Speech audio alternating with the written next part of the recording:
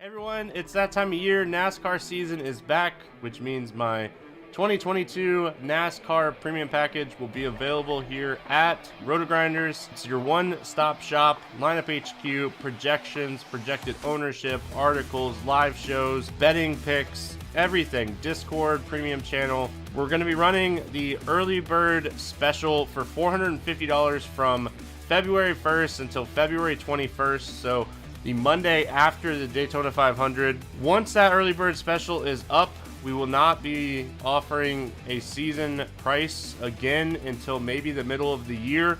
We will have a monthly price of $60 a month and a weekly package of $20 a month this year. A couple things that'll be new this year. We're going to do lineup HQ tags for trucks, Xfinity, and Cup. We're going to have a free preview and recap article. And we're going to be doing some prize picks videos throughout the year. They have some new scoring, so I'm excited for that as well. If you're looking to play the 2022 NASCAR season, the early bird special of $450 is going to be your best bang for your buck.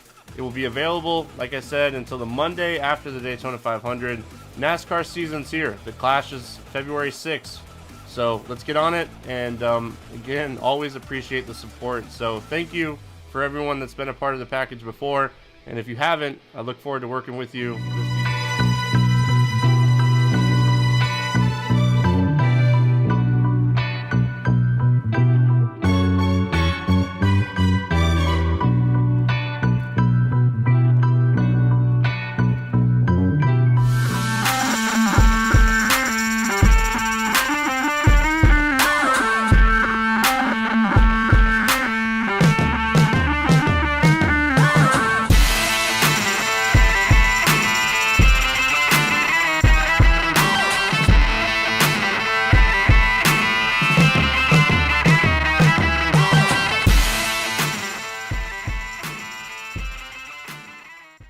What's up, Rotogrinders? Dean here. Dean7904. That is the daily fantasy handle around the industry. Of course, this is the flagship show here at Rotogrinders, Grinderslive.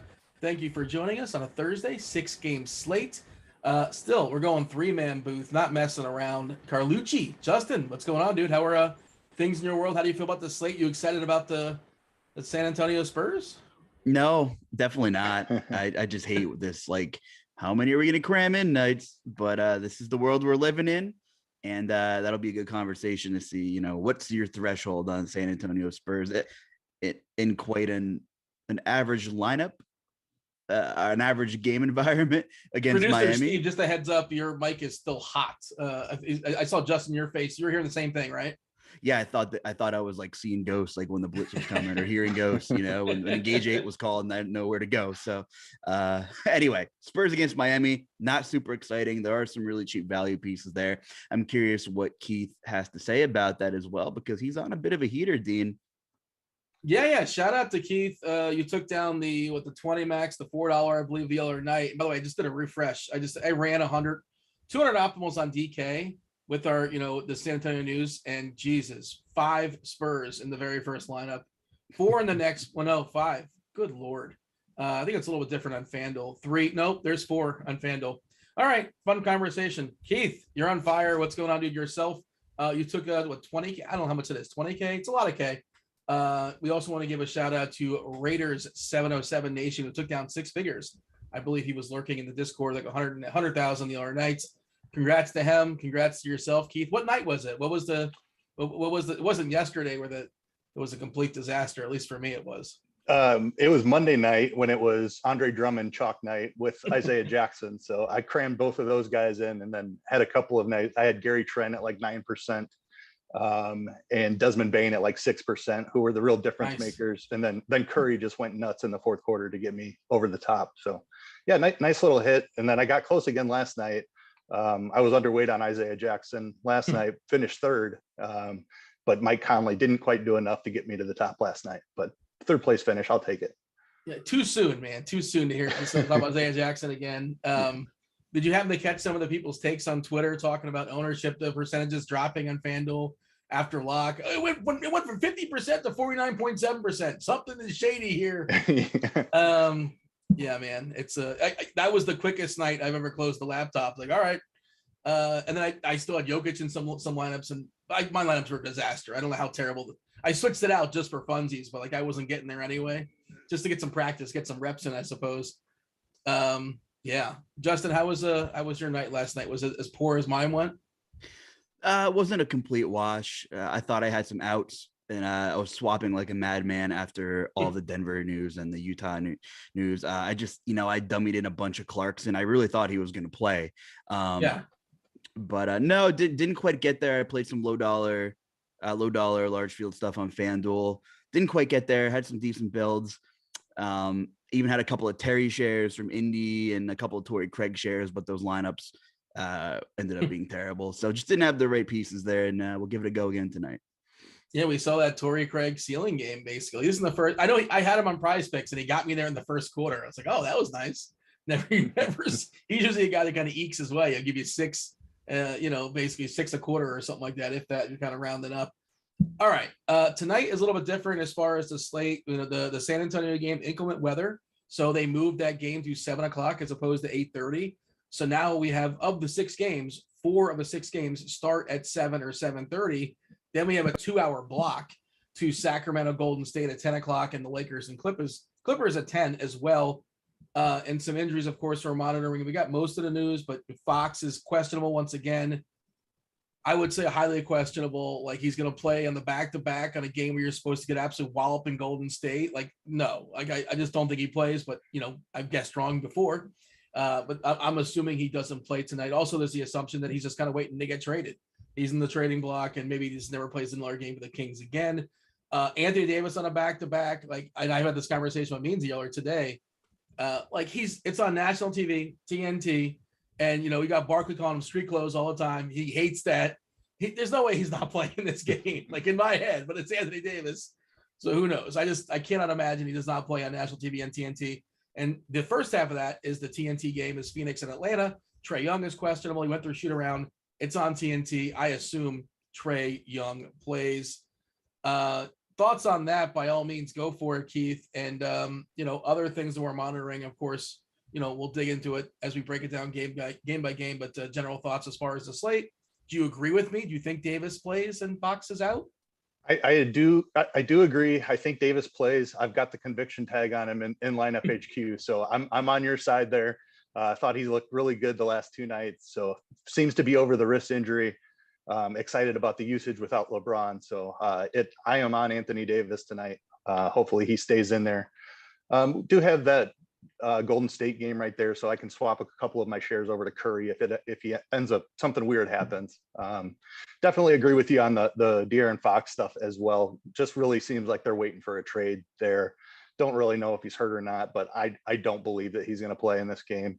So I'm going to bump Halliburton up a little bit. He plays pretty well without Fox there. Tough matchup against Golden State, but still like it. Trae Young, I think I would rather play Curry. Just a tough matchup for Trae against Phoenix. So I'm going to be more on Steph Curry and Anthony Davis as my primary spend ups, I think. Where are the rumors? Where do they suggest that Fox can go? Like, I'm not even sure he's good. Like, I know he's a guy that can put up fantasy points, but the Kings are a disaster organization. They've been a disaster organization. He's been there for a while. I'm not saying the stench is all his fault, but I don't know. Does he help you win? I don't know if he helps you lose, but he's just sort of like Tobias Harris.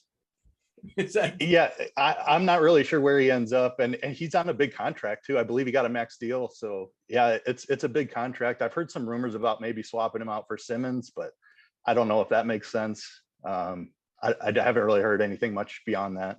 Justin, you're a Philadelphia fan. Would you take that? Like, in theory, Fox for Simmons? Simmons is just obviously nothing right now. Like, he's just a chip, and I don't know. I don't know. With the emergence of Maxey, honestly, I don't know where Fox would fit. Yeah. I mean, how much of an upgrade is Fox over Maxey at this point? I don't know. Fox is a good player, but you kind of hinted at it. How much is he going to move the needle? At the same time, Embiid is playing some of the best basketball of his life, probably in the best form of anybody in the league right now. And it's a real shame if you can't exhaust all of your options to help them make a push. The East standings is crazy, super jumbled right now. And the Anthony Davis thing, oh God, on a back-to-back, here we go again, second leg, but it is on national TV. And the Lakers really need to start, pushing the gas pedal a little harder now. It's not, we're not 15 games into the season anymore. We're damn near at the All-Star break, and they're looking at a play-in tournament game. We know LeBron James is doubtful, I believe. And let's be real, I'm pretty confident he's not going to play. I think you guys probably feel the same way. So I think they need Anthony Davis. It never feels great to play him on the second leg of a back-to-back, but Keith, you made a couple of good points. He looks really good. He's playing decent basketball now, but I get a little bit of anxiety with that late break between the early starts and the 2 late hammer games there, because then what do? You're doing some crazy swapping and probably eating some money on a bunch of your builds if AD does for some reason get ruled out. It's a back-to-back, but it wasn't travel. Like, they're on the road. I'm doing air quotes. They're playing the Clippers. Of course, they share the same arena. So I just think he plays, and I think so too. Yeah, it's still the game of basketball, and it's still Anthony Davis, though. So it's a little uncomfortable. But I like AD a lot. Where do you rank him, Dean? I mean, Keith and I are both giving AD a vote of confidence on the Anthony list today. Like, of all the Anthonys, I know you do this on Twitter. Where does he rank? I like Davis a lot too, and I never like when everybody likes their Anthony Davis either. But it's interesting. Again, I'm just taking a peek at what our optimal stuff has, and he only landed in 17% of my optimals on DK for what it's worth. So, I mean, of course, we're going to be playing, in theory, a lot of Drew Eubanks. Like, he takes up one of those center spots, which is always, that's really comfortable. I do want to throw a quick note out there on Drew Eubanks, because I'm seeing Meansy talk about it in the Slack chat here, that Popovich just said that Thad Young was going to start over Drew Eubanks. It's just that just convolutes the Spurs situation so much more. Tough to feel great about Eubanks's minutes right now. Yeah, Undertaker.gif on Thad Young. It's funny because I thought he was an awesome play as like a tournament. I don't want to say because he could have played theoretically 0 to 25 minutes. Thad Young, like, if he didn't start, and people would be gun shy.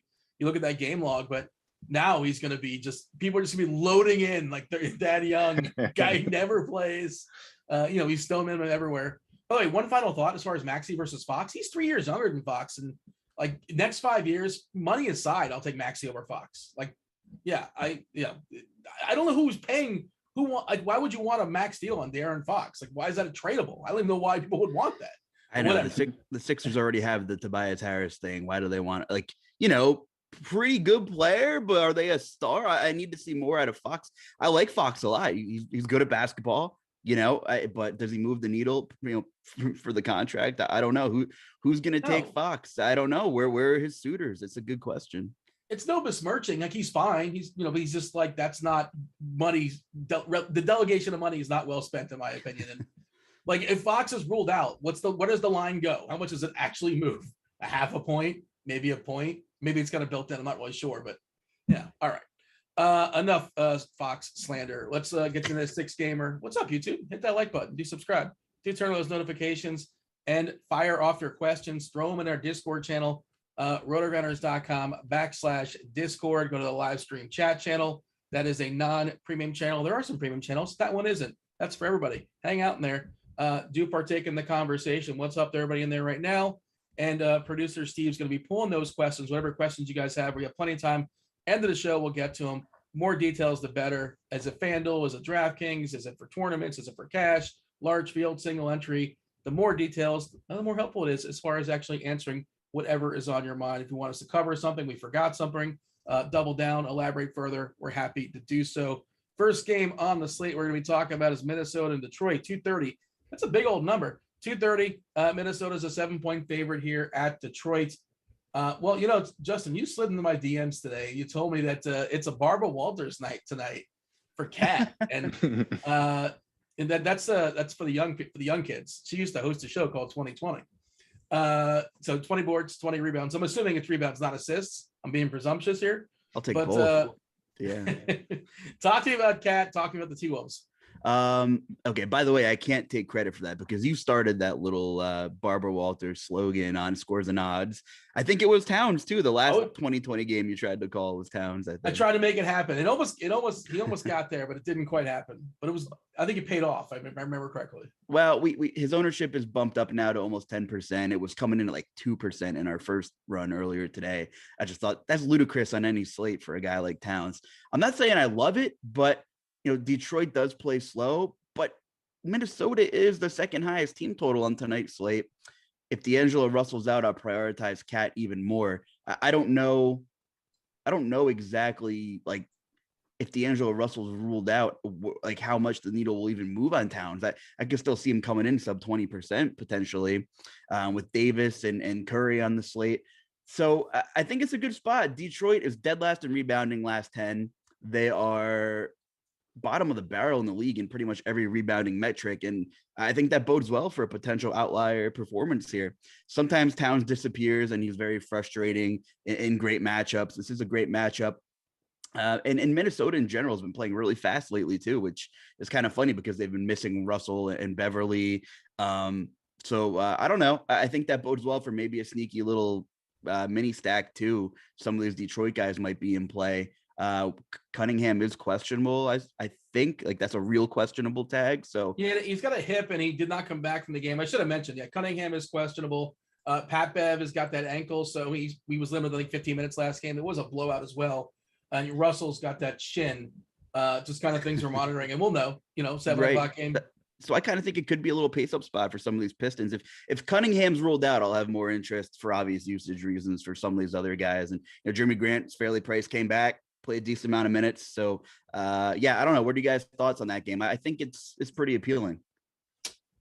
I'll throw it over to Keith. Detroit, I'm just hoping Cunningham plays because I do not like sorting through the nonsense on Detroit. I like just getting away with just ignoring them. I don't know how you feel about them. Grant coming back does kind of muck things up. I think if Cunningham doesn't play, he's 6'5" on DK. He wasn't great in his first game back, but like the minutes were pretty much there. There's also thought of him being on the trading block as well, for what it's worth. I guess the trade deadline's a week away. I think it's next week, Wednesday. But yeah, if you want to play at both sides of it, Keith, if Cunningham is out, then all of a sudden, who are we talking about? Like Sadiq Bey, who all of a sudden we get excited about the Detroit side? Yeah, I do have quite a bit of interest in this game. It's Cat for me on the Minnesota side, unless Russell were to be out. If Russell is out, then I'm going to have a lot of interest in Anthony Edwards. Russell is in there. Edwards is probably priced a little bit too much. He's shown a decent ceiling here. I mean, he's really struggled the last time out, but he had been playing well before that. But I think I want Russell out if I'm going to play Edwards. So probably just Cat for me. Beverly working his way back too, got 15 minutes is all in the last game. So I don't think I can play him until I see a few more minutes out of him.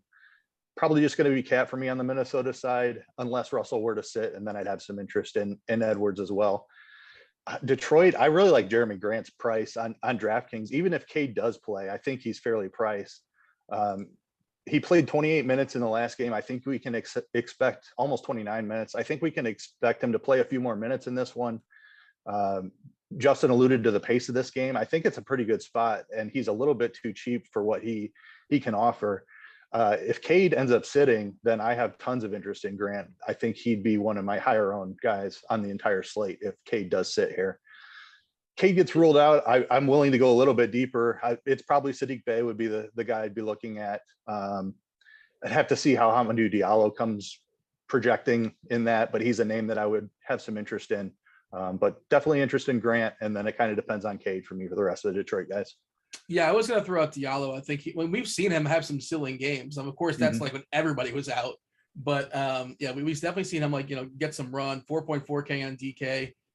Frank Jackson would get more minutes. I don't know if he gets there though at 3.8K. You want to play both sides of that, Luch, as far as Detroit. If Cunningham is in, if Cunningham is out, obviously they become more interesting if Cunningham is out. And of course, you can play Cunningham. Like we've seen him have some very volatile games. He's had some slate breaking games. Triple doubles against Cleveland and stuff, and flashing some serious upside. You're right.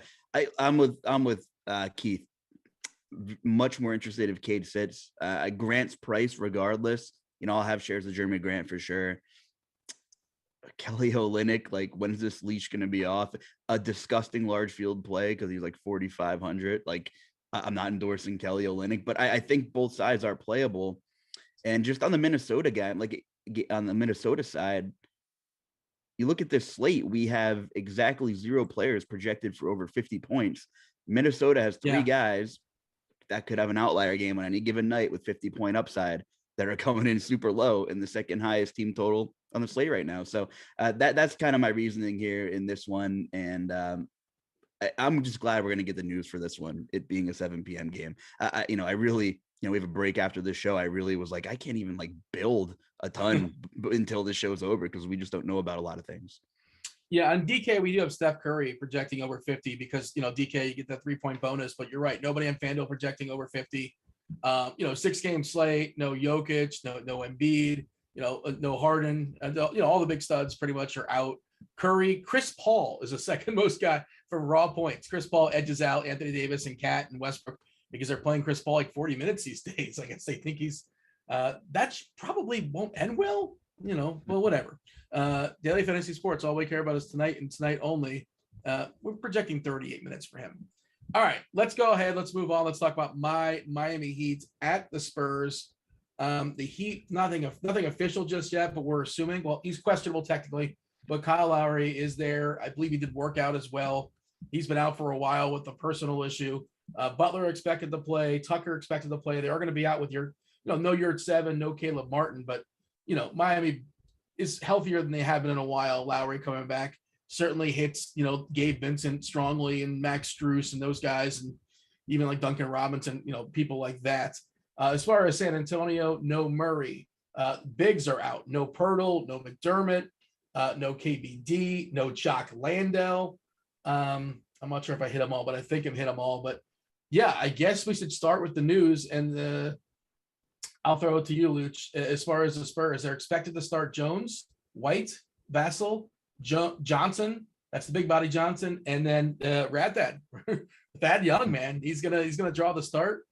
I don't know how many minutes he's gonna play, but we're probably gonna project like low 20s.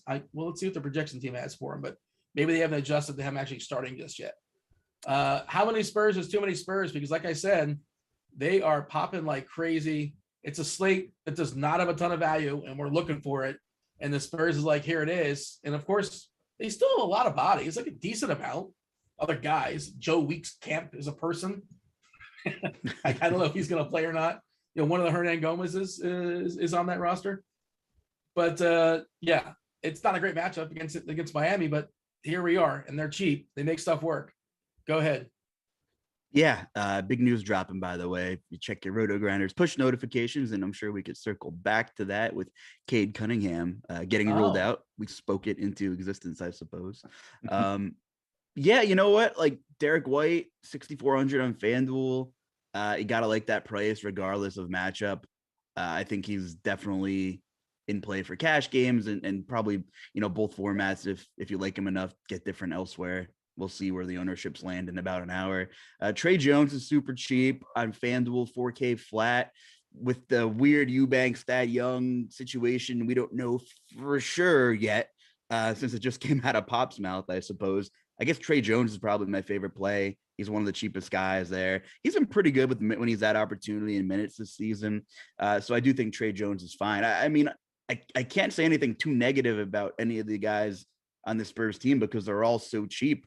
I guess I'm the most reluctant to play Keldon because he's the most expensive. But outside of Derek White, who's the primary ball handler. So for me, right now, I probably have the most interest in Trey Jones. And of course, the Eubanks and Young, whoever starts, I'll have more interest in. But Eubanks is a guy. There's the classic. Eubanks is a guy. He's a guy. Here's a guy. Eubanks, doesn't need a lot of time to put up ceiling games. We've seen him do it in 20 minutes before. And of course, it's not safe. But, even if Eubanks is coming off the bench, he's center power forward on FanDuel. I'll probably just set a build rule separating him and Thad Young, so I don't have them paired together. If both of them are going to play, I have interest in both of them. There's a real chance to get a 0 out of one of them with the way Pop operates, but I'm willing to take the risk and have shares of both Eubanks and Thad Young regardless. Yeah, Keith, do you assume that they're going to kind of sort of somewhat split those 48 center minutes or not necessarily as far as the combination of Eubanks and Young? Yep, I think that's exactly what they're going to do. We've seen kind of in the past, even when Eubanks has had opportunities, they're reluctant to get him over 25 minutes anyway. So I think that Thad starting is just kind of a way for them to artificially limit Eubanks's minutes. So I think he's going to play the same 25 minutes we haven't projected for. I still feel okay about him, even if he's not in that starting lineup. And we did just get some more news. D'Angelo Russell has been ruled out. Oh, okay. So why do we even talk about the first game? Yeah. Great. I'm pulling up the ownership stuff, by the way, as far as our projection, the Spurs, and this is, we got to have the conversation. This is the crux of the slate. It's a 6-gamer, but you got to get the situation correct. Our ownership may change a little bit on you. Yeah, because we have Thad Young right now at 25% owned and Eubanks at 42. That might flip. That might change. Yep. I'm curious how that's going to go down. Lonnie Walker at 27%, White at 26%, Vassell 26%. Trey Jones, we're presuming he starts at 25%. Calvin Johnson at 22%, and then it thins out. That was DK for what it's worth. Right now, top of the head, Keith, like what kind of rules you putting in for the Spurs? Max, you're going to allow for your tournament lineups. Cash, you might get the 5, but as far as tournaments, I'm guessing you don't play 5 in tournaments. Definitely not 5. I think 4 is okay in these type of situations, especially when it's a difficult matchup like this one is against Miami. I try to get pretty aggressive with it. I think I haven't obviously ran a ton of lineups yet. Yeah. But I have a feeling I'm going to limit it to 3 unless I just absolutely need the value to get as much Curry or Anthony Davis or somebody like that. If I need a little bit more value, maybe I loosen that up and allow 4. But I'll definitely have a cap of at least 4 and probably 3. Just a thought I had, like we're talking about other guys being out in the other game we talked about, and one of the thoughts that I was saying before is that there's not a lot of value in this slate. Now the Spurs saying here's a bunch of value, but if Minnesota and Detroit is saying, hey, here's a little bit of value too, then maybe now it's easier to knock San Antonio down from 4 to 3. If that makes sense. Maybe you're sprinkling better plays than a Minnesota and Detroit. Does that make sense to you? Yep, that does make sense. So with Russell being out, I'd had some interest in Jordan McLaughlin or Jalen Noel, but that situation has been tricky to figure out as well. It seems like they've been giving McLaughlin a little bit more run now. So I'll have to dig into those numbers and see if there was a particular reason why he's been up to 26 minutes the past 2 games. But he's a name that stands out. He's only 3,500 on DraftKings, a little bit pricier on FanDuel at 54, but having interest in him on DraftKings now, I think, is a value play. All right, Justin, power rank the Spurs for me. I don't know what site you want to pick if you want to go knock them both out, and I know you're doing it kind of off the dome as well, kind of figuring with Radfad now drawing the start. Do you agree with the thought that they're probably mostly going to split those 48 minutes, with the centers there as far as Young and I'm losing the other guy's name. Eubanks? I don't know. Maybe. Yeah, more of a split. Keith made a good point that they just are reluctant to ever play Eubanks like 30 minutes. We haven't projected for 25. And I think if we get 25 out of them, we should take that and we should run. If that's the value you're looking for, I think that would be best case scenario, honestly. We do have Hernan Gomez projected for some minutes. Remember that guy was serviceable for DFS for a couple of years and some spot starts. All the Hernan Gomez's can play fantasy basketball. Yeah. How many are there? At least 2. Yeah, at least 2. Juancho, Willie, is there a third one I'm aware of? I don't know. I was doing this the other day, by the way. I think we have the most sets of brothers than we ever have had in the league.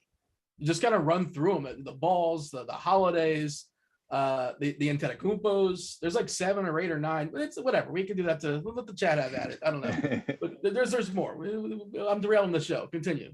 Yeah, no, I guess I think Eubanks has a little more upside than Thad. So for me, I still like Trey Jones the most because he'll handle the ball a little bit. So it's Trey Jones, Eubanks, Thad. I just want the cheaper pieces. Like I'm basically just going to have more exposure to the cheapest guys in this game. I don't know. I struggle in this one. Miami's good defensively. They're healthy. Like I struggle for tournaments, for large field tournaments. I struggle more landing on Derek White, I think. And especially now with the news in the Minnesota-Detroit game, which may have turned into my favorite game overall now with some of these pieces. And I hate that 7 o'clock right off the rip, ton of exposure, but that's just the way things broke out. So I'm going to take some cheap pieces here, but I do like some of the things that are opening up in Detroit. You may not have like the cheapest guys in Detroit, but like I'm probably going to go aggressive on Jeremy Grant. He was already projected to come in pretty high, but now I think he becomes a very good play. So yeah, just the cheapest guys in San Antonio for me. I'm not going to have a ton of Derek White. If it kills me, that's fine, but that's just where I'm at. The big body of Keldon Johnson, he can also play some 5 as well. Like, it's happened before. That's It doesn't true. have to happen, but that's possible. I kicked off Pirtle, Murray, and KBD. I left on somebody that I probably shouldn't have, but it doesn't matter. I got enough of a sample on Court IQ. Landau's a pretty solid fantasy point man player. That's the thing. You don't need him to play 30 minutes. He can get there in 25, 1.1 fantasy points per minute on the season. White at 1.09. Radthad Young, another guy, good fantasy player, 1.05 in 103 minutes without Pirtle, Murray, and Diop. Eubanks at 1.03. Keldon Johnson 0.89 for what it's worth. Trey Jones 0.83. Vassell 0.77. 227 minutes. Do you have any sort of rules, Keith, as far as if this guy know that guy, can you play both? Are you okay playing Thad, and not Landau, Eubanks? I think you can, just because they're both so cheap. Yeah. I do like the idea of grouping them out though, and just hoping that one of them ends up at 26 minutes and the other one only ends up at 18 or 19. Just getting whoever hits the ceiling game out of those two bigs correct. I think I do like that approach. Probably something I'll end up doing. As far as the other guys, I'm not really too worried about negative correlation type of things when they're this cheap. Maybe Derek White, Keldon Johnson would be the other two I could group out, just because they're more in the mid range rather than just extreme values. But outside of that, I'd be fine if three of the 3K guys land in the same lineup. No issues with that. Who do you think your top 3 favorite Spurs are? I think Eubanks is still up there near the top. I like Derek White a good amount. He should get a ton of usage here. Going to be handling the ball quite a bit. He's played well without Murray earlier this season.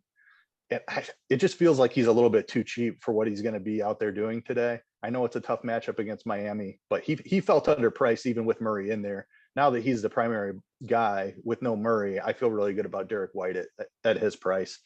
So give me Derek White, Eubanks, and then Trey Jones would be my top 3.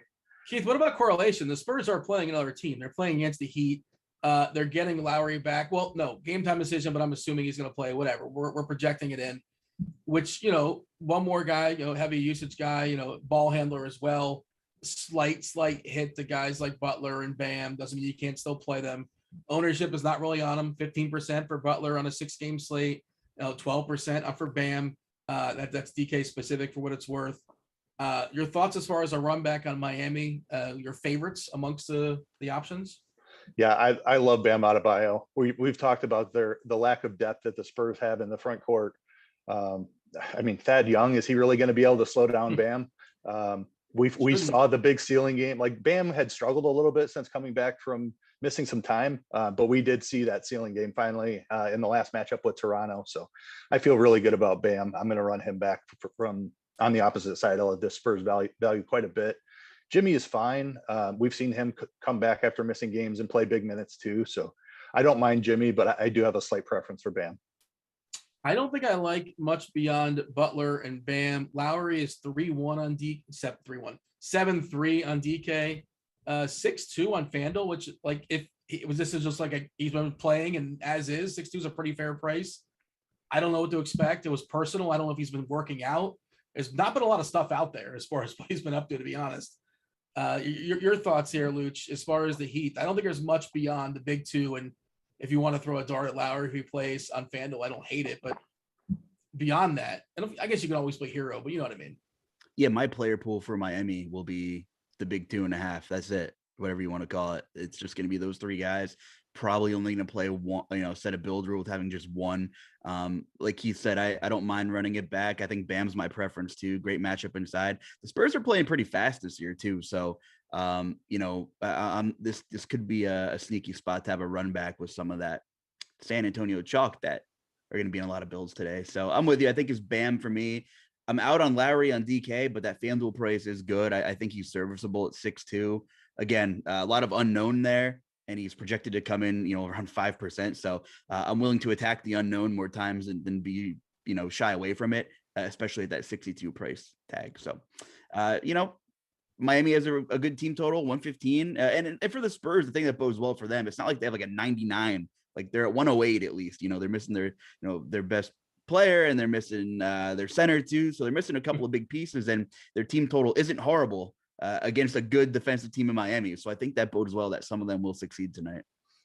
All right, moving on. Chicago and Toronto. 221 is the total here. Toronto is a 5-point favorite. Toronto fully healthy with the exception of Kyle Birch and his nose. We know what Toronto is. They have the 5 starters that play 35, 36, 37, 38 minutes. Every once in a while you get some Boucher. Gary Trent's been insane on fire. I think 30 real points in the bucket, like 5 games in a row.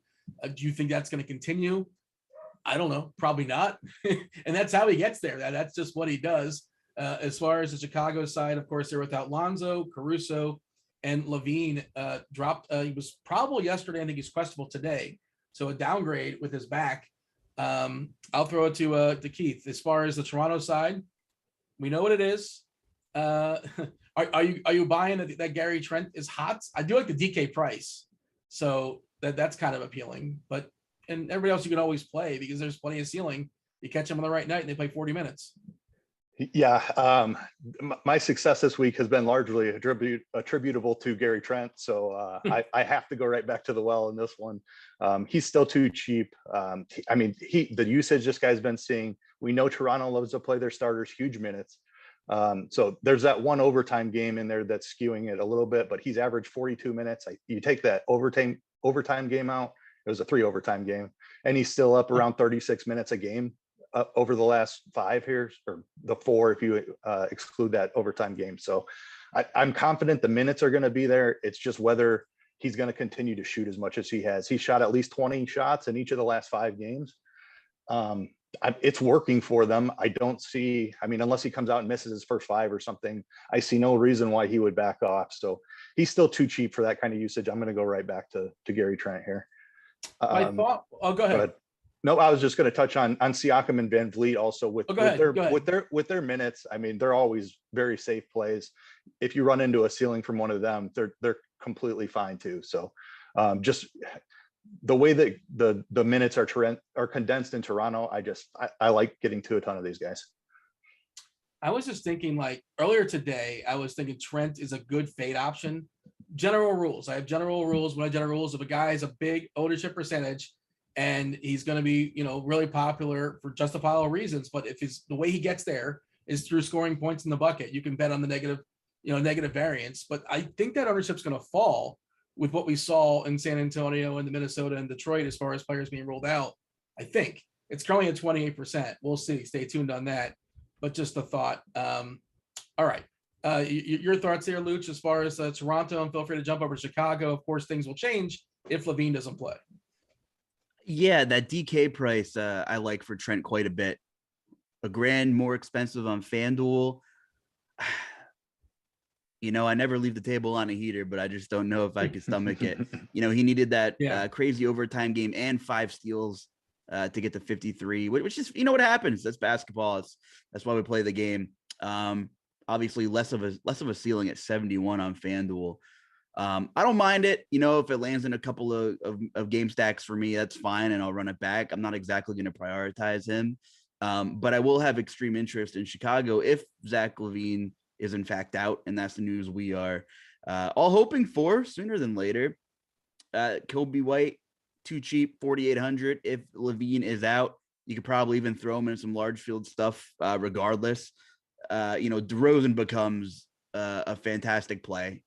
I get it. His price is up 9,400 on FanDuel, and he's probably about the same on DK. Yeah, 92. But his usage is going to be through the roof if Levine is out. DeRozan's been fantastic. I don't like game log hunting, but for things such as usage rates and shot attempts, regardless, with Levine, it's all been there. So DeRozan would be one of my favorite plays, if not my favorite play on the slate if Levine gets ruled out. And I'm going to be playing DeRozan shares regardless. Even if Levine is in, I will have shares of DeRozan. And it's a revenge game, so don't tell him. There it is, yeah. I just pull up. We have a what if Levine is out here in the premium. And DeRozan would get a bump of like 10% up to 48 DK points, 47 FanDuel points. Kobe White gets a 20% bump, DK 30 points, FanDuel 29. DeSumo's got a bump of 14%. Trying to see who else would be kind of sort of, Boot gets a slight bump and nothing incredible. Your thoughts there? What do you have for me, Keith, as far as Chicago? Yeah, I'm sharing Justin's love of DeRozan. I'm going to target him even if Levine plays. He's been outstanding here recently. If Levine sits, he's one of my favorite plays on the slate. Vooch is a guy that I haven't played a ton of this year. I know he's been a little bit better here recently. He's been showing a decent ceiling, but with that center only eligible, he's just never a guy that I get a ton of in my lineups. I prefer Cat if I'm going up at center, I think. So I'm not going to end up with much Vucevic, I don't believe. If Levine sits, I'd have interest in Kobe White, but it's DeRozan for me. It's the main piece. We got anything else in this game, boys? We're moving on. We are I'm good to go. on. Yep. I was ahead. gonna say Toronto's just so targetable because of Nick Nurse pulling a Tibbs all of a sudden and running their starters 35 to 40 minutes. That turns into Van Fleet and Siakam suddenly have 50-point ceilings more frequently than they ever did. Hence why Gary Trent's balling out too right now. So I think this is a very targetable game, especially if Levine's out. Sorry. Nick Nurse is he's like Tibbs on steroids these days. Like even Tibbs is looking like Nick Nurse is like, dude, chill, man. Give the guys a rest. Speaking of minutes, getting bumped there, Phoenix, we'll talk about them in a second as far as Booker and Chris Paul's minutes. Both of those minutes are high 30s, 40s of late. 227 is the total in this game in Atlanta, national TV game. Atlanta 4-point dogs here. Of course, we don't know about Trae Young. It looks like he's more likely to play than not. He was at shoot around.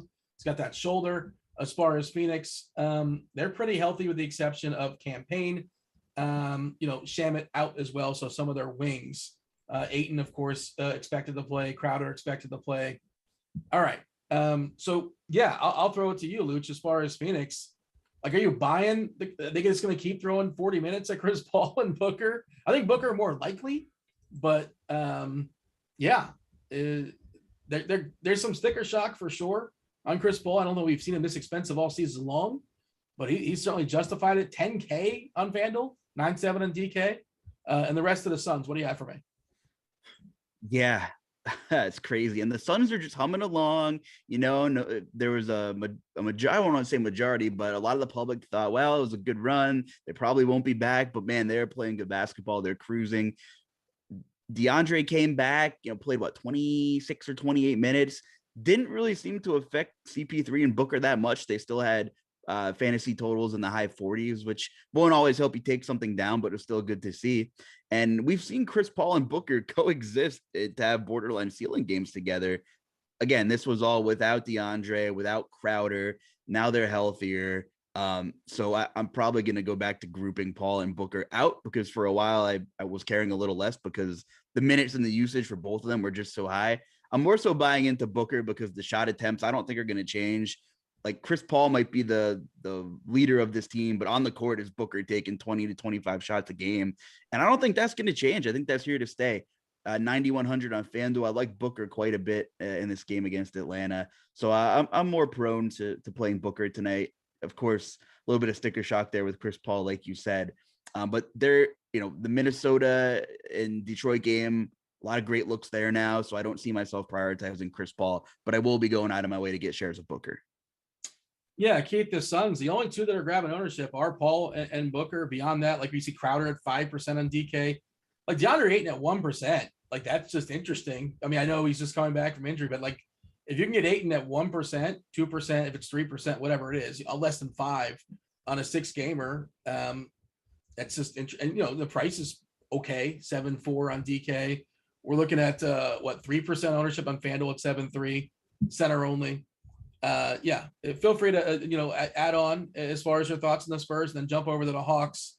What do you have for me, Keith? Yeah, the price on Chris Paul is what stands out, and I would be fine with that because of his recent form. But the ownership number isn't really something that looks appealing to me. If it was $9,700 Chris Paul at 8% ownership, I might have interest. He's projecting over 20% interest ownership on DraftKings, so I'm just. I'd be fine playing him at that price, but I don't love the ownership at that price, if that makes sense. So I probably end up underweight on Paul. I think Booker is totally fine. Love this matchup for these guys. So I may end up with more Paul than I am initially thinking here, but I do definitely prefer Booker over Paul. Ayton back does worry me a little bit. Like I want to have interest in the Phoenix side of this game. I think it's a great matchup, especially if Trae Young is in there. We know he's not very good on defense. He would help push the pace of this game a little bit, I think. So I have more interest in the game overall as if Young does play. Ayton, I haven't seen enough from him to want to play. I agree. It's a fair price if we knew he was going to be out there for 34 minutes, but he just 28 minutes in his last one. I don't know if that goes to 30, if that goes to 32, currently projected for 30 right now. So just not grading out quite well enough for me. If he's only going to see 30 minutes in this one. So probably just Devin Booker is going to be my main source of Phoenix exposure. What about Atlanta? Like if Young doesn't go, we'll see bumps for like DeLon Wright and Kevin Herter and Bogdanovich. I think those are the three main benefactors, Collins as well. Yeah, and even Young is another guy where people are looking at like, is he in, is he out? But people aren't thinking about playing him. Like, certainly you can play him too. I don't know if I love the matchup here against Phoenix necessarily, but he's gonna take his shots. He's gonna get all the usage in the world. What do you have as far as Atlanta?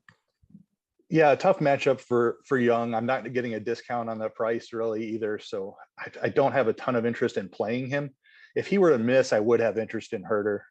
Saw him have a nice offensive performance. He did shoot 9 for 12 from the field. So I don't know if he can match that, but 4,500 is a decent price. Still a difficult matchup, but he would be underpriced for his role without Trae Young. So interest in Herter. Still haven't seen enough minutes from Capella since he's returned. Collins is never a guy I play a ton of. So really it's only Herter, and that's only if Trae Young is out. Justin, you got anything different to add to that thought process? And not being on mute would help. Yep. Is he still with us? Yeah, I'm here. It's probably not important anyway. It's frustrating with John Collins and his stupid minutes, and they don't want to play him.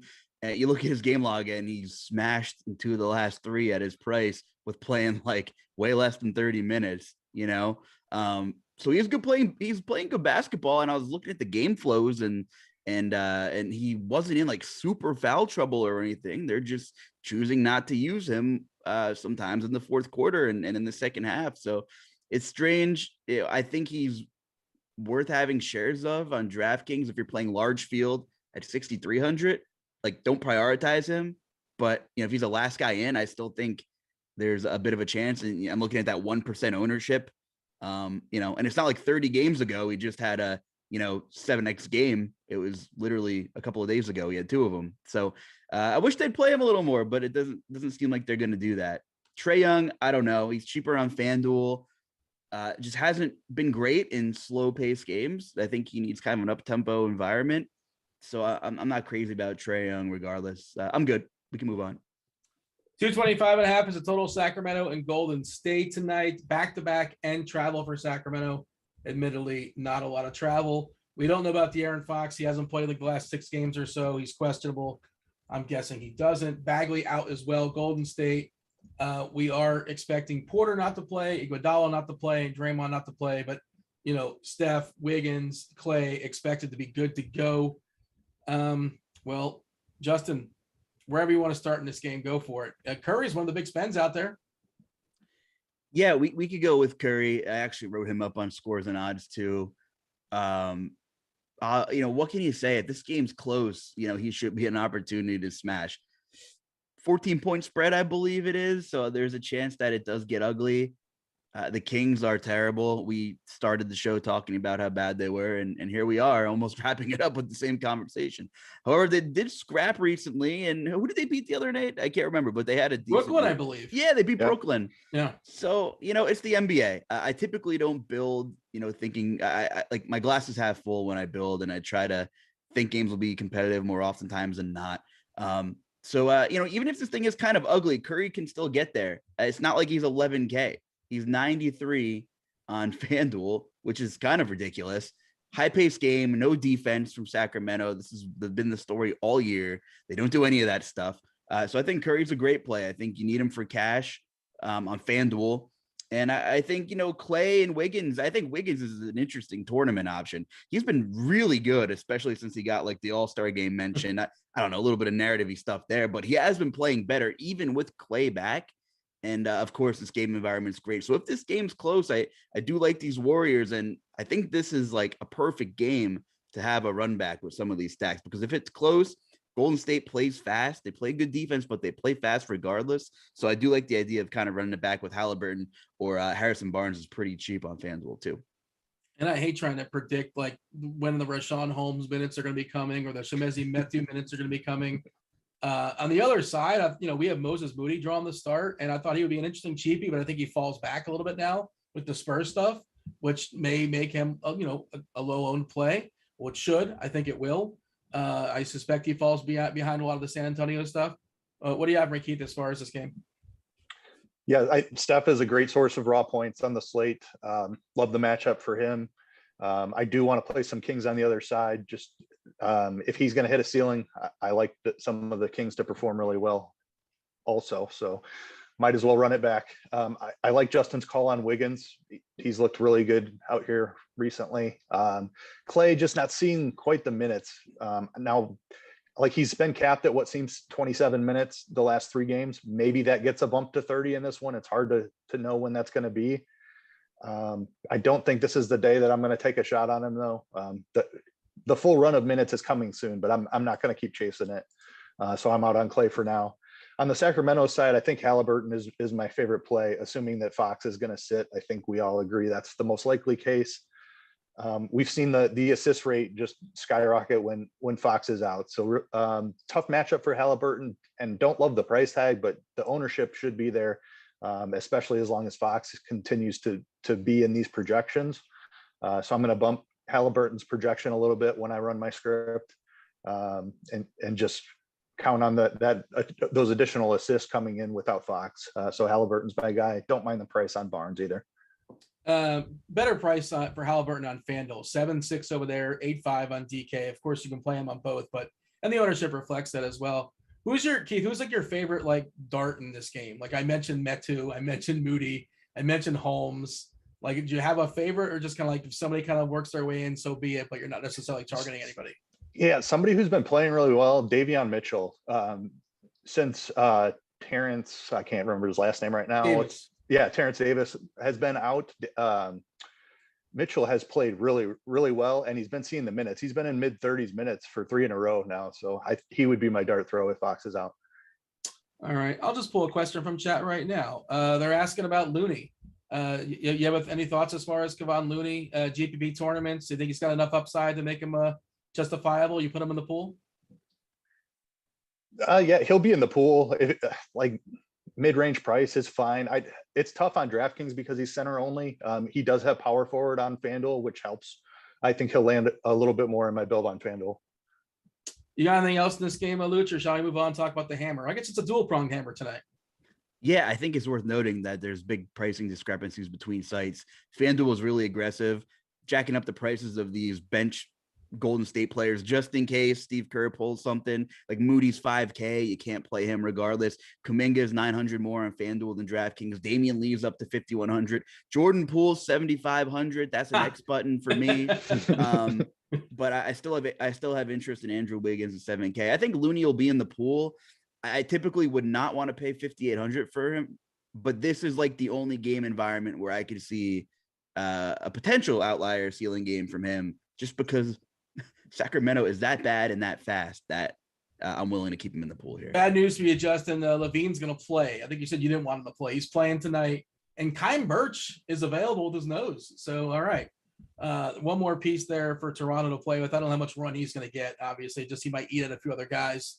You certainly aren't playing him. I wouldn't think you're playing him. Going to talk about the last game in a second. Do want to mention, if you guys are playing on Prize Picks, the RG Premium Extension, that's for Google Chrome or for Firefox. That's available if you guys have RG Premium. It literally overlays right on the page. It'll give you the actual RG projection right next to the Prize Picks number. Makes it very, very helpful. The FanDuel single entry series that's sponsored by RG is still going on. 6 weeks of single entry contests, just added values. Their best contest over there, Now, if you're playing them every single day, your top 4 scores go into a pool. You finish first. You move on to another contest. I believe it's got $30,000 in added value. This week is the $3 contest. I believe it works all the way up to the 222 single entry. All right, let's talk about the hammer that is the Battle of Los Angeles. They actually have the battle 8 versus 9. This is like a future playing game preview. Yeah, 220 is the total. The Clippers are 3-point favorites here. Of course, we know LeBron. We don't know. We're assuming he's not going to play. He's doubtful. Davis expected to play. Monk should be good to go with his groin. The Clippers do have Zubac as questionable. Oh, I was so bummed the other day. I had a nice lineup of Hartenstein, and he did not get any extra minutes. That was kind of a bummer. But let's talk about tonight. I'll throw it to you, Keith. When we talked about Davis a couple of times throughout the show, as far as a big spend, Russ is right there as well. Yeah, talk about the Lakers. Yeah, Anthony Davis, I think this is a fantastic spot for him. I've mentioned how he's looked here in the last 2 games, getting up near 36 minutes. So as long as he's active, I feel really good about his playing time. And the form has looked to me to be tremendous here recently. If Zubac doesn't play, the Clippers are going to be really thin in the front court. Hartenstein is not a guy that they're going to roll out there for 30 minutes, I don't think. So you're going to see guys like Nicholas Batum playing the 5. I want some of that against Anthony Davis. Russ is a little bit too cheap here too, in my opinion. I don't think I'll end up playing Davis and Westbrook together just because they're so expensive. But I do like Russ a good amount, so I'm fine if he lands in my non-AD lineups. Doing a check as far as ownership, Lakers wise, it's the Davis and Westbrook show mostly. 17% on DK for Davis, which is kind of low. I hope that holds. I want to be over that. Westbrook at 16%, Monk at 12%. Melo had a big game last time out. He's got to put points in the bucket, but he can. Looking at 5 or 6%. Luch, what do you have as far as the Lakers? Yeah, how about that? Carmelo Anthony. He had a big game 2 games ago without Anthony Davis and LeBron. You think, okay, high usage role situation. I understand it. Wasn't great against Atlanta. Comes back with Anthony Davis active and goes bananas again. Great game. His usage was kind of low, but still had a pretty good game. And they basically used Stanley Johnson as a placeholder. It's like that experiment ended pretty quickly. Unless I'm missing something, I don't know. But Stanley Johnson started the game, picked up a foul, played like 2.5 minutes. Carmelo came right in off the bench, got hot in the first quarter, played 32 minutes. That's a lot for Carmelo. I know the Lakers have had some pretty soft matchups, which is fine. But at literally no projected ownership on FanDuel, I'm willing to take some large field darts at Carmelo. Like you said, it's a back-to-back, but they got to sleep in his own bed last night, right? Pretty good for the old man. So I kind of like Carmelo for large field a little bit here. Jump on over to the Clippers. It's always fun trying to figure out their rotations. I don't know, man. Like Morris and like Arjax looks playable on DK. Earlier today, before the San Antonio stuff, I was like having them pop up in lineups. I'm not sure where they are right now, for me to be honest. It's all so uncomfortable as far as the Clippers, but Man is really cheap. What can you tell me about their rotations tonight? What are you looking at? It's a good matchup, but they're just a mess, right? Yeah. I don't know if you're talking to me, but they're a mess. I'm sure we would all agree on that. You get the Lakers, you get a super fast paced game. So it's hard to completely ignore the Clippers here. You love targeting players against the Lakers because they play fast and Westbrook turns the ball over and it's all kinds of fun. Nobody's really popping, but I wouldn't be shocked if one of them did, whether it's Morris or Coffee, or can we finally get a Reggie Jackson game? And Terrence Mann is very cheap. You're right. I don't have problems with keeping them in the pool, but if I'm playing one entry, I don't know that any of them would find a single entry for me. Now, I'm not saying they're bad plays, but I'm not clear on the situation. I agree with you, Dean. Jackson's been fine the last 2 games. 27 and 31 minutes is an amazing 31 will take, but like he's actually, been scoring 19 and 21 points, 33, 34 fantasy points. I'd be happy with that. And the price is down, because he's been rough before that, 5.4K. You jump in here. What do you have for me, Keith? Can you decipher Clippers rotations? Can you figure it out? I can't figure it out. So I'm like Justin, I'm just going to keep them in the pool. If they land in there, that's fine. I'm not going to be forcing like a run back with AD or anything. Coffee has shown a 45-point ceiling. Who knew? Like, that's just insane to me. If Morris or Jackson land in a lineup, I'm totally fine with that. But certainly not guys I'm prioritizing, not forcing a run back with AD or Westbrook. Do you feel like they're kind of prioritizing this game more than others? So 82-game season, this is the team they're battling with as far as, they're jockeying for playoff position, albeit terrible playoff position.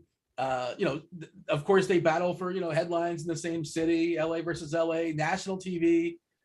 It just feels like it's a bigger game than like if it was Sacramento in town or something like that on a Tuesday. Am I making something out of that? No, I can get on board with that narrative, but the problem is I don't know what that means. Like, who do they trust more? It's just really difficult to figure out. Like, I don't know if that means Reggie Jackson gets more minutes or Marcus Morris gets more minutes, Amir Coffee. Like, I don't know what that means if they're prioritizing this game and air quotes trying harder, I guess. I think it means Anthony Davis can play 40 minutes. I like that. Yeah. I'm not sure. And like, of course, there's a hot seat there. The Lakers lose this game by 30. They might not have a coach tomorrow. Might be Kurt Rambis. Who knows? Which is probably a downgrade. But we have some questions, some chat as well. Of course, we do have to hand it off to Crunch Time in just a minute or so. Andy Means, Kevin Roth, Premium. They're going to be breaking down the slate. Whatever breaks down, they'll tell you how to adjust accordingly, help you have a core plays and all that good stuff. Justin, you got anything else, or shall I fire off some of these questions? Yeah, go for it, Dean. All right. Well, Justin, what do you, DK specifically, thoughts as far as John Collins at 6.3K? We don't know about Young, obviously. Yeah, it's our guy Mark. I think I touched on it briefly that I like that DK price for large field tournaments. The minutes are frustrating, but he's playing well. I don't know why they just won't play him like 32 minutes. I don't know what the problem is.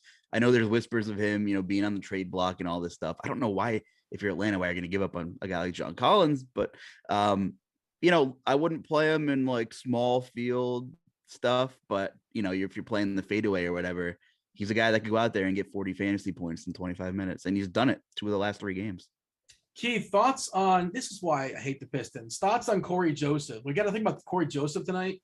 No Cunningham, and he is pretty cheap, and we're projecting 31 minutes out of him. We don't do starting lineup, but 4-3 at 31 minutes. Do we consider Corey Joseph? Yeah, he's in play. I don't love the ceiling on him. There's obviously Spurs. Are quite a bit cheaper than him. I prefer the Spurs, but if I've already got 3 Spurs or something and his price tag fits, I'm fine with it, but don't love the ceiling. Can you name your favorite 2 Clipper players and your favorite 2 Laker players? We just talked about them. Well, I'll throw it to you, Luch. I'm guessing it's Westbrook and Davis. No, you answer it. I don't want to guess. So tell me your favorite 2 and use the term favorite loosely if you want. Yeah, Davis. I prefer Davis to Westbrook a great deal. No, 2. You got 2 on each team. Yeah, so I guess that's a boring answer. But it depends what you're playing too. Like I said, I don't mind firing a large field dart at Carmelo if you're multi-entering. So I guess it's AD Westbrook, the boring answer, but maybe Carmelo if you're feeling froggy. Clippers, I want to say it's Coffee and Reggie Jackson. Coffee's actually been playing good basketball. I don't know. I never get Marcus Morris right. And I feel like you guys are thinking Marcus Morris maybe. So maybe if I don't play him, he'll do well for you guys. I'm probably going to play some too, begrudgingly. At least I was earlier today. Any good props? We got to step aside and get out of here. But is there any props you like today, Luch? I know you write some stuff up for scores and odds sometimes. Is there anything you can throw out to the people? Yeah, I just took Curry over 24.5. Great game environment like we talked about. In double-digit Warriors wins, he still covered the over 24.5 13 of 22 times. So even if it is a terrible game, there is a path to him covering. So I like Curry tonight. I wanted to get my mush play, but we don't have time for it and haven't really thought about it. De'Aaron Fox, there's my mush play, but he's probably not even going to play. That's worthless. We do have to go, though. We got to give producers a second to set up the Crunch Time show, which starts for premium in about 7 minutes or so. Do appreciate y'all watching us on YouTube. Thank you for participating. Rotogrinders.com/Discord, the live stream chat channel. It's a free channel. Feel free to jump in tomorrow. We're probably going to give away 1 week free of RG Premium. We tend to do that on Fridays, Mondays, and Wednesdays. That was Keith. That was Justin. That was producer Steven. That was basketball. That was Dean. We're out of here. Holler.